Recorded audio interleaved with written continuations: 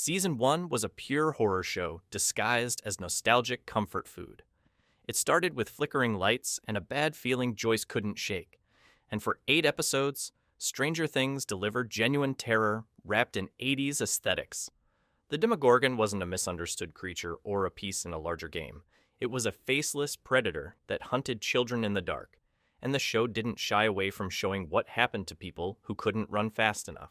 Barb died alone in a pool, her blood rippling across the water before something dragged her into another dimension where her body got cocooned, like prey, wrapped for later consumption.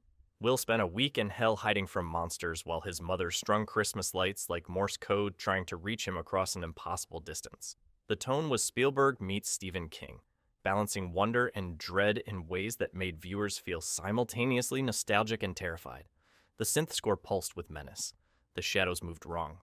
Every scene in the Upside Down felt claustrophobic and toxic, like the dimension itself was trying to digest anyone foolish enough to enter. Season 1 understood that horror works best when you care about the people being hunted, which is why it spent so much time making the party feel real and vulnerable before sending monsters after them. But then something shifted that nobody quite anticipated. Season 2 transformed into a body horror invasion story with cosmic implications. The Mind Flayer appeared in the sky like smoke forming into something massive and malevolent, and suddenly the show wasn't about a single monster hunting kids anymore. It was about an invasion from something ancient and incomprehensible trying to terraform Earth into its own image. Will's possession wasn't psychological trauma. It was literal body horror where viewers watched a child lose autonomy to something that spoke through his mouth and saw through his eyes while using his body as a puppet.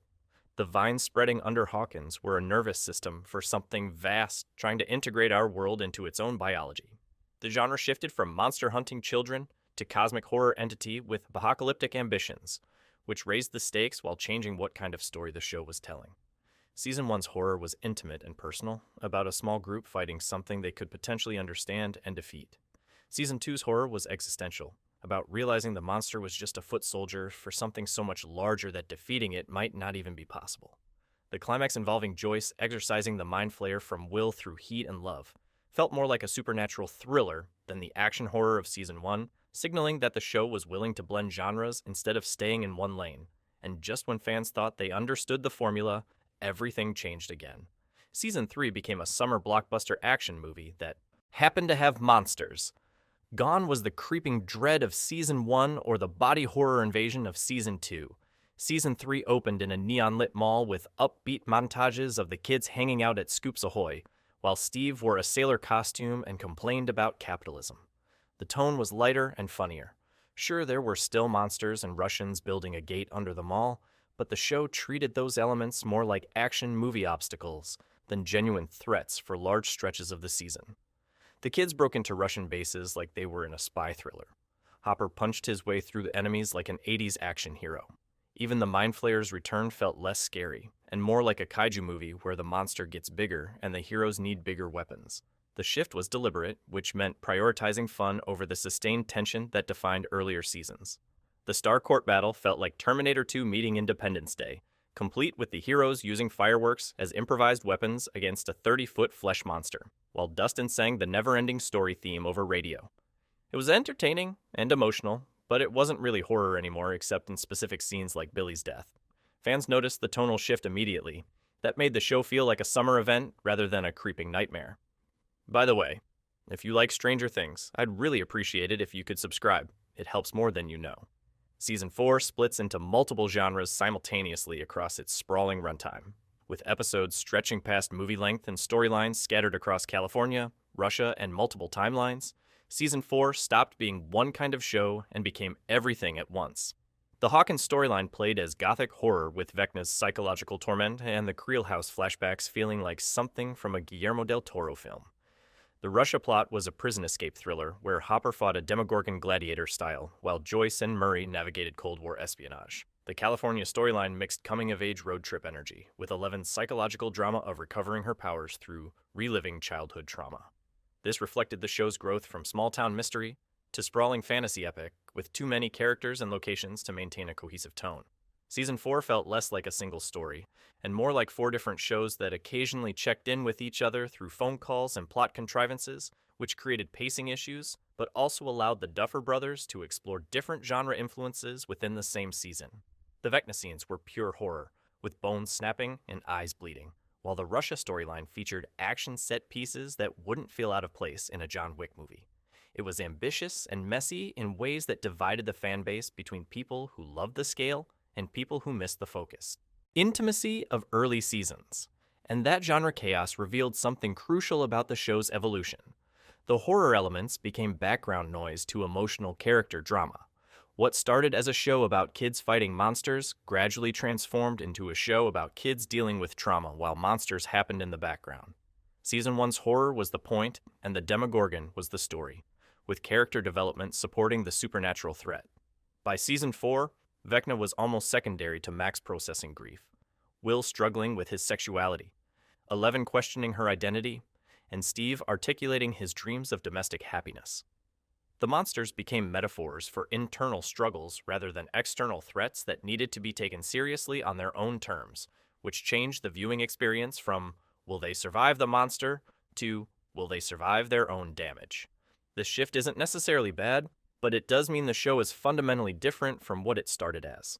Horror requires maintaining a threat level and making audiences believe the monster could win, but Stranger Things by Season 4 had established that the core cast would probably survive because the real story was their emotional journeys.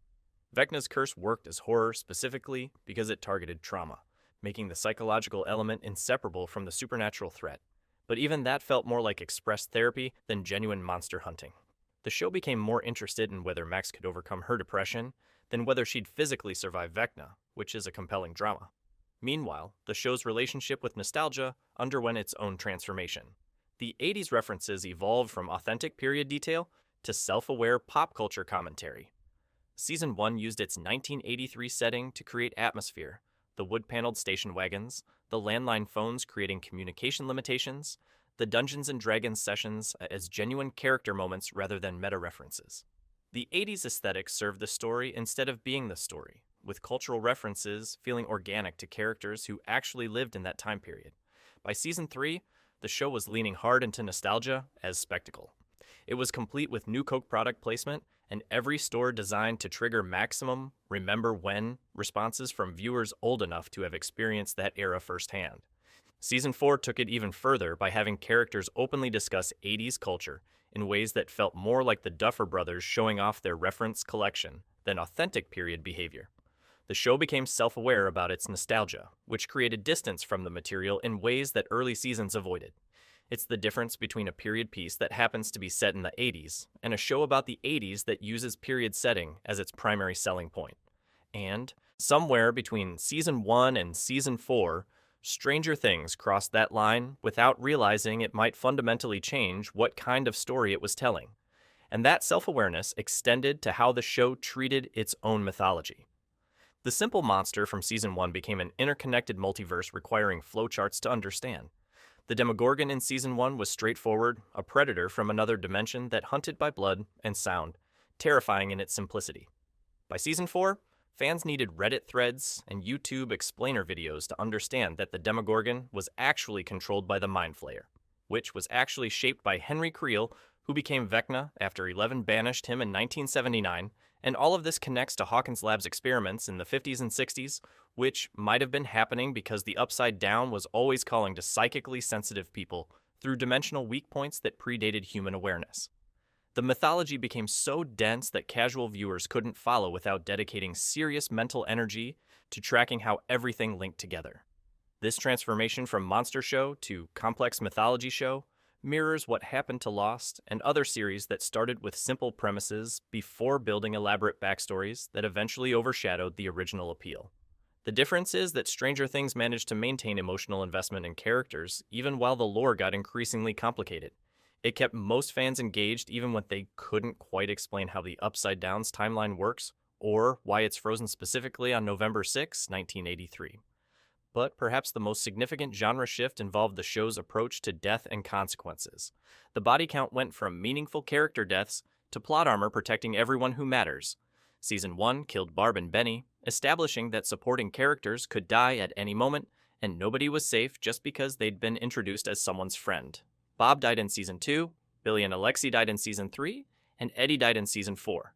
All deaths that hurt but notably avoided killing anyone from the core party that viewers had been following since the pilot. By Season 4, the pattern became obvious. The show would introduce likable new characters specifically to kill them for emotional impact while keeping the original cast protected by increasingly implausible plot armor. Max technically died and came back. Hopper died and came back. Steve has survived injuries that should have killed him 3 times over. Some fans appreciate this because it means the characters they've invested in aren't constantly at risk of being removed from the story. But it also means the show lost some of the genuine danger that made early seasons feel unpredictable.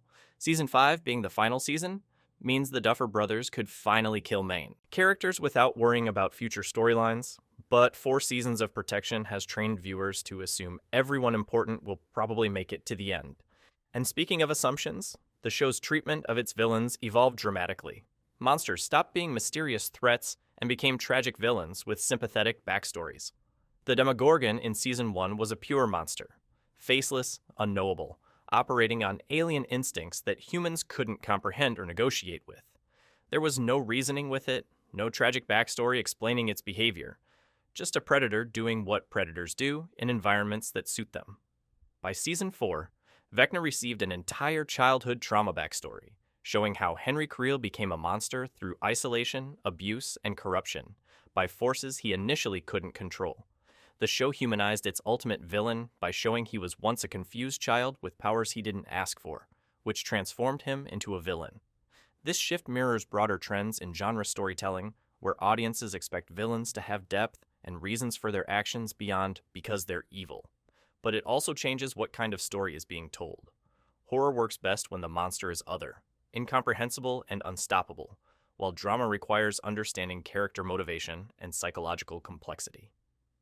Stranger Things, by Season 4, chose drama over horror, giving Vecna long monologues explaining his worldview and showing flashbacks that contextualized his actions as the inevitable result of his specific experiences. It's more sophisticated storytelling in some ways, but it also means the show stopped being about scary monsters and became about broken people. But the most dramatic evolution might be in how the show frames heroism and victory. Early seasons sold triumph through monster defeats. Later seasons measure success through emotional survival. Season 1 ended with 11 destroying the Demogorgon in an explosion of psychic power. The monster defeated and the immediate threat neutralized, even though 11 herself disappeared in the process. It was a clear win with some ambiguity about the cost. Season 2 ended with the gate closed and the Mind Flayer expelled from Will, another distinct victory with definable goals achieved. By Season 4, the finale showed the party barely surviving, Max in a coma, the gates permanently open, and Vecna wounded but alive. A technical failure dressed up as we lived to fight another day, moral victory, where the real win was that the core group stayed together despite everything falling apart around them. This evolution reflects maturity in both the characters and the storytelling, acknowledging that real victories are often partials and bittersweet, rather than clean triumphs where everything gets resolved. But it also means the show shifted from giving viewers the satisfaction of watching heroes definitively win to asking them to accept that survival. It's more realistic and emotionally complex. Season 1 was about kids saving their friend and closing the gate. Season 4 was about traumatized teenagers barely holding themselves together while fighting a war they might not win, which is compelling, but isn't the same story the show promised when it started. And one final shift quietly reshaped how the show feels without most viewers consciously noticing. The soundtrack evolved from subtle atmosphere to emotional cueing. In Season 1, the synth score functioned like a nervous system for the show. It hummed beneath scenes, creating unease without demanding attention. The music didn't tell viewers how to feel. It unsettled them quietly. Silence was common. Long stretches played with minimal sound, allowing dread to build naturally. The score supported horror rather than overpowering it, and as the series progressed, music became more prominent and more directive. By Season 3, needle drops and energetic themes actively shaped scenes, signaling when moments were fun, emotional, or heroic. The mall sequences leaned into upbeat tracks, turning danger into spectacle. Music stopped lurking in the background and started guiding the experience. Season 4 took this further by using music as a literal narrative device. Songs weren't just mood setters. They saved characters' lives. Running up that hill became both a character arc and a plot mechanic, blurring the line between emotional symbolism and storytelling shortcuts. The score grew louder, more cinematic, and more emotionally explicit. This shift mirrors the show's broader evolution. Early Stranger Things trusted atmosphere and restraint. Later seasons trusted emotional clarity and scale. Neither approach is wrong, but they signal a move away from horror's subtlety toward drama's expressiveness, reinforcing how much the show has changed since its quiet, terrifying beginnings. So, Stranger Things evolved from intimate horror to cosmic invasion, changing genres multiple times that made viewers fall in love with these characters in the first place. Drop a comment about which genre version you prefer.